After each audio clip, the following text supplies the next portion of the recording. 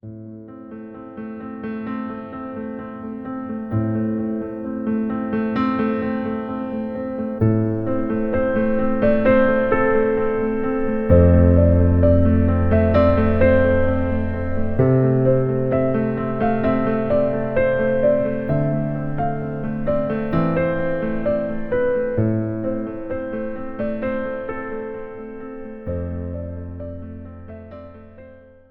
wasn't looking for this pattern. I was researching 19th century hospital architecture when I noticed something nobody talks about. Every major hospital built between 1850 and 1910 had the same features. High vaulted ceilings, specific room dimensions, massive pipe organs, gardens designed with mathematical precision, natural springs or water features integrated into the grounds. And then, after 1910, it stopped. The organs were removed, the ceilings were lowered, the gardens were paved over, the water features were filled in.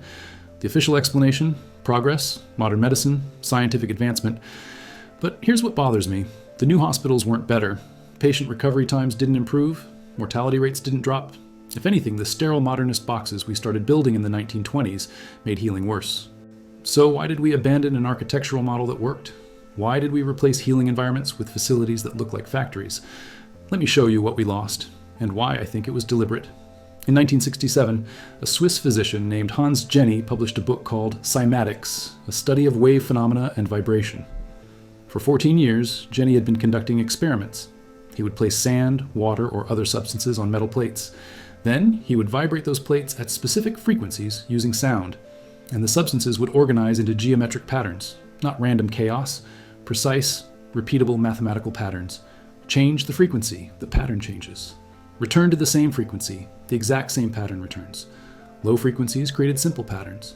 Higher frequencies produced increasingly complex geometries, sacred geometry. The same shapes found in flowers, snowflakes, spirals in nature. Jenny wasn't the first to document this. In 1680, Robert Hooke observed vibration patterns in glass. In the 1800s, German physicist Ernst Chladni created detailed diagrams of sand patterns formed by violin bow vibrations on metal plates. But Jenny took it further. He used modern equipment, crystal oscillators, tone generators. He could control frequency and amplitude precisely. He tested liquids, powders, pastes. He even used living organisms. And he discovered something profound. Sound doesn't just affect matter. Sound organizes matter. Specific frequencies create specific forms. This isn't pseudoscience. This is physics. Reproducible, measurable, documented in peer-reviewed journals. The implications are staggering. Thus, if sound frequencies can organize matter into geometric patterns, what do they do to the human body? We're mostly water. We're matter capable of being influenced by vibration. Now, look at how hospitals were designed before 1910. The Hôtel Dieu in Paris, founded in 651 AD. Built adjacent to Notre Dame Cathedral, the hospital extended from the chapel in the shape of a cross. Every patient room had sight lines to the chapel. The chapel had massive pipe organs that played specific hymns at specific times. The organ music wasn't entertainment, it was therapy. Florence's Hospital of Santa Maria Nuova, founded in 1288, designed around a central courtyard with vaulted ceilings and cloisters. The acoustic properties created natural reverberation. Patients could hear prayers and hymns echoing through the corridors from multiple directions. Saint. Thomas's Hospital in London, redesigned in 1865 under Florence Nightingale's supervision. She insisted on specific ceiling heights, specific room proportions, large windows facing gardens with precise geometric layouts, natural ventilation systems that created constant airflow patterns. Nightingale is famous for advocating cleanliness and fresh air. What's less known is that she specified exact architectural proportions, ceiling heights of 16 feet, ward dimensions following golden ratio calculations, window placement that created specific light patterns at different times of day. Why those specific measurements? She never explained it in her published writings. She just insisted they were essential for healing. Look at the Paimio Sanatorium in Finland, built in 1933 by Alvar Aalto. It's considered one of the last great pre-modern hospitals. South-facing patient rooms with floor-to-ceiling windows, designed for maximum sunlight exposure, but also designed with precise acoustic properties. Aalto created special wash basins that ran quietly because he understood that sound affected healing.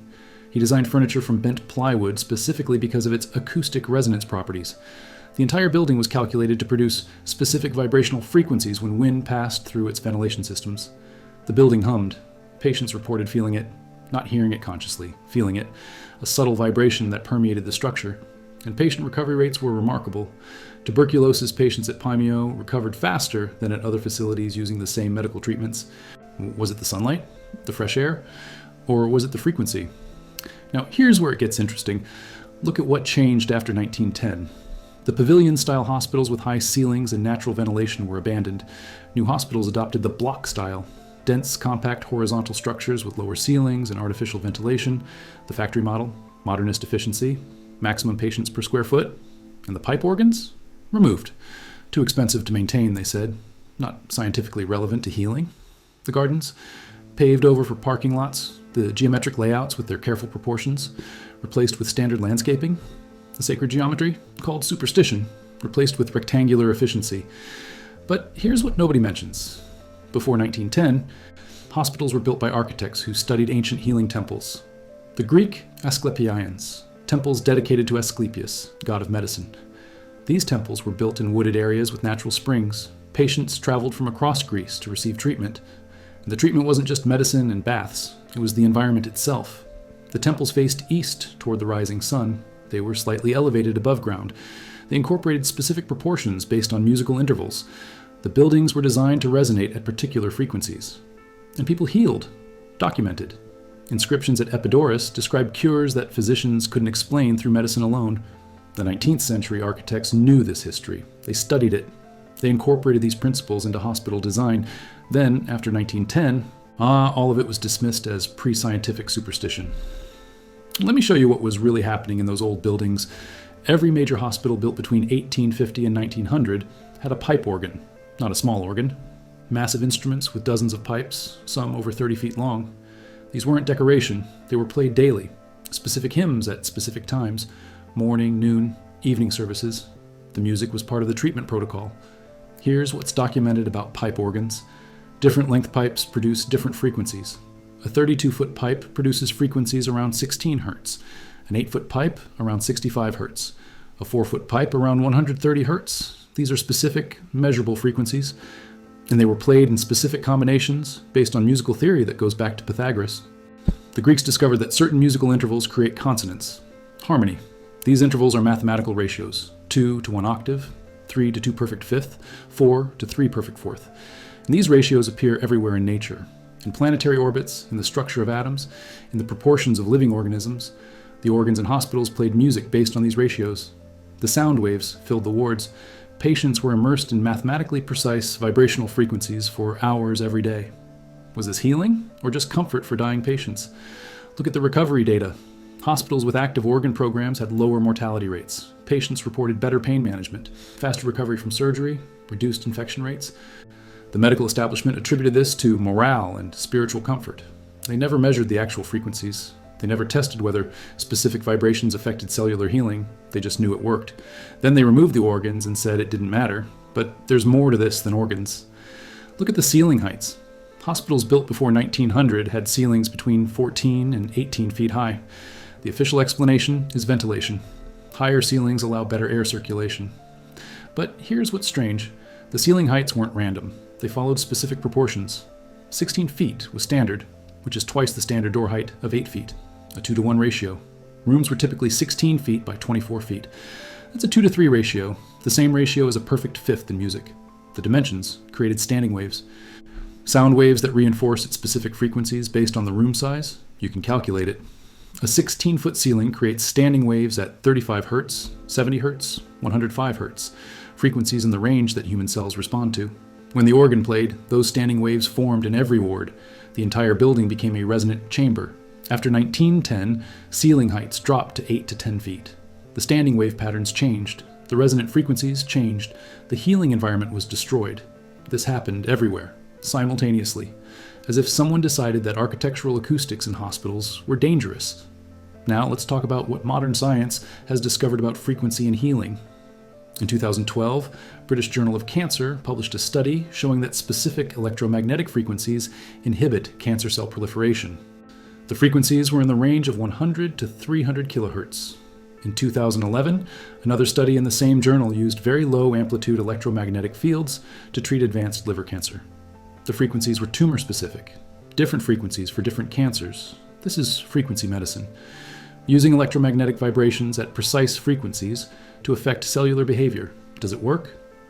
The studies showed tumor growth inhibition without affecting healthy cells. No side effects, no toxicity, just frequency. Now think about what I just described about old hospitals. Pipe organs generating specific low-frequency sound waves. Architectural acoustics creating standing wave patterns. Patients immersed in these frequencies for hours daily. Were those hospitals practicing frequency medicine? Not with electromagnetic fields, but with mechanical vibrations transmitted through air and structure? Look at the frequencies. A 32-foot organ pipe produces 16 hertz. That's below normal human hearing. But it's exactly in the range that affects cellular metabolism. Studies show that frequencies between 10 to 50 hertz can influence cellular repair mechanisms, affect inflammation response, and modulate pain perception. An 8-foot pipe produces 65 hertz.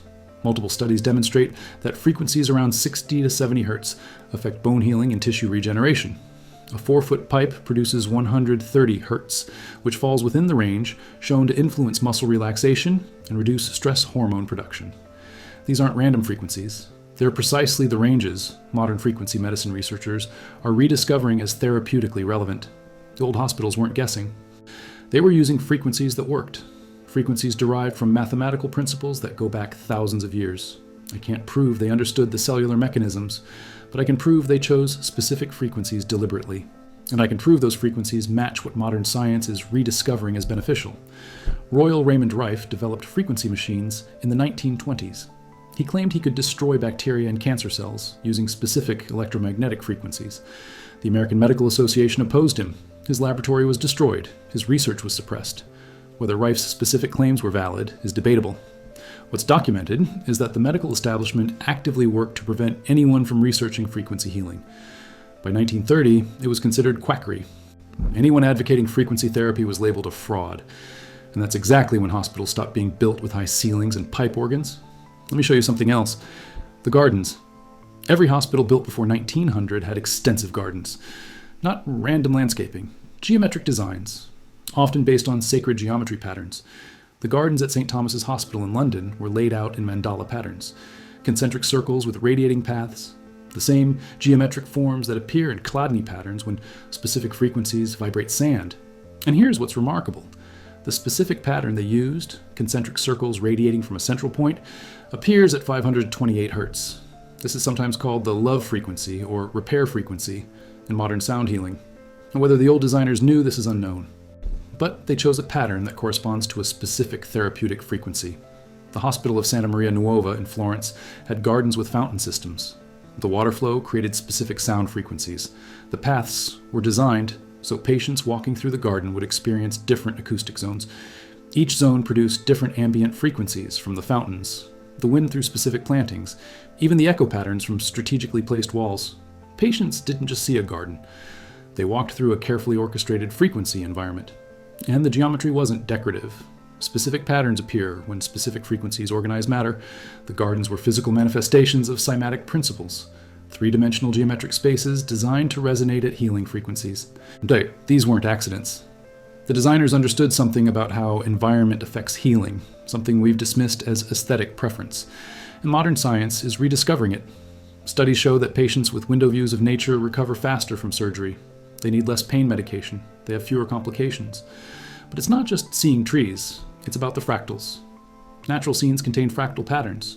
Trees branch in fractal patterns. Clouds form fractal patterns. These patterns reduce stress at a neurological level. The old hospital gardens incorporated fractal geometry deliberately, not because they understood neuroscience, because they understood that certain patterns promote healing. Then we paved them over and called it progress. Here's what I think happened. And I need to be clear that this is speculation based on pattern recognition, not proven fact. Between 1850 and 1910, hospitals were designed as healing environments.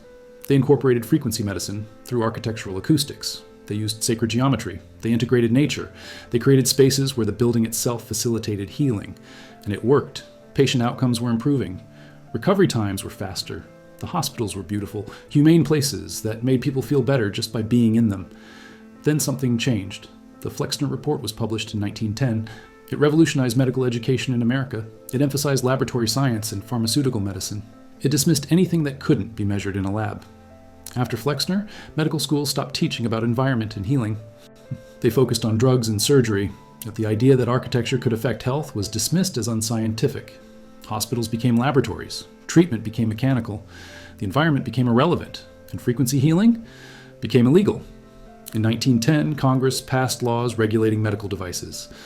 Any device claiming to heal using electromagnetic frequencies or vibrations had to prove efficacy through pharmaceutical-style trials, which is impossible. Frequency medicine doesn't work like drugs. It's not one chemical affecting one pathway. It's systemic, environmental, impossible to test using drug trial methodology. So it was banned, and anyone still advocating it was prosecuted. By 1930, the transformation was complete. Old hospitals with high ceilings, pipe organs, and healing gardens were labeled obsolete. New hospitals were efficient modernist blocks optimized for pharmaceutical medicine. The buildings stopped being healing environments. They became processing facilities. Can I prove this was coordinated suppression? No. It could be coincidence. It could be genuine scientific progress, eliminating superstition. But look at what we lost. Look at what modern hospitals are like. Fluorescent lighting, no windows, no nature, no music, just beeping machines and antiseptic smells. And look at patient outcomes. Hospital-acquired infections are epidemic. Recovery times are longer. Patients report feeling worse in hospitals, not better. We call this progress. But by every measure related to healing environment, we've regressed. Now let me show you one more thing. The cathedrals. Gothic cathedrals were built with the same principles as healing temples. Specific proportions, acoustic resonance, sacred geometry, massive pipe organs. People reported miraculous healings at these cathedrals, not through prayer alone, through the environment.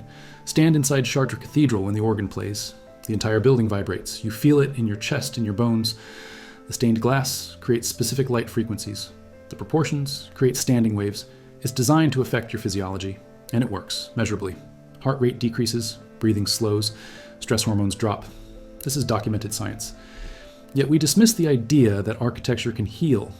The old hospitals knew this. They were built like cathedrals, healing cathedrals, until we decided that only pills and surgery could heal. That environment was irrelevant. That frequency medicine was quackery. And we lost the knowledge, deliberately. I can document that hospitals changed. I can show you the architectural shift. I can cite the studies on cymatics and frequency healing.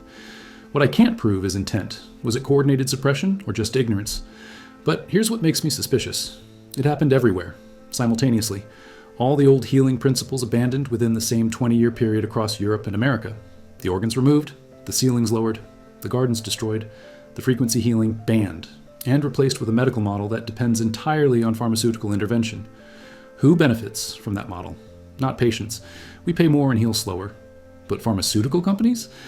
They profit massively when healing requires their products instead of architectural environments. Is that why the healing hospitals were destroyed? Because they threatened a business model? I don't know. But the timing is undeniable. Just as the modern pharmaceutical industry was establishing itself, the healing environments disappeared, and we're taught that this was progress, that those old hospitals with their pipe organs and gardens and sacred geometry were primitive, pre-scientific. But the evidence suggests otherwise. The evidence suggests they understood something we've forgotten, that healing isn't just chemical, it's vibrational, environmental, frequency-based, that architecture affects physiology, that sound affects cellular function, that geometric patterns influence healing. The old hospitals knew this. They built it into every dimension, every proportion, every architectural choice. Then we demolished it, called it superstition. They built sterile boxes instead. And we wonder why hospitals feel like places of sickness instead of healing. The knowledge still exists. Cymatics proves that frequency organizes matter. Modern studies show electromagnetic frequencies affect cells. Architecture research confirms that environment impacts recovery. We could rebuild healing hospitals. We could incorporate frequency medicine. We could design spaces that facilitate healing instead of just housing disease. We don't, because we've been taught it doesn't work, that only drugs and surgery heal. But Hans Jenny's experiments don't lie. The geometric patterns appear every time. The same frequencies create the same forms.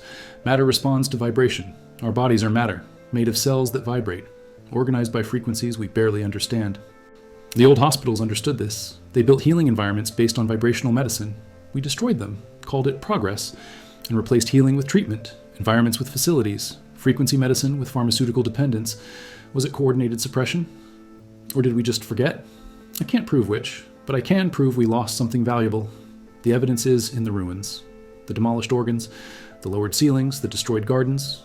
We had healing frequency centers, beautiful, effective environments where architecture itself promoted recovery. Then we changed them, deliberately, systematically, completely. And we call it progress, while patients suffer in sterile boxes that make healing harder instead of easier.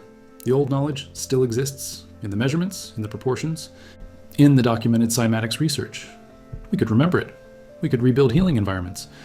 But first, we'd have to admit we were wrong, that the old hospitals knew something we've forgotten, that frequency matters, that architecture heals, that environment affects recovery. Until then, we'll keep treating symptoms with pills, in buildings designed like factories, while the ruins of the healing cathedrals remind us of what we lost.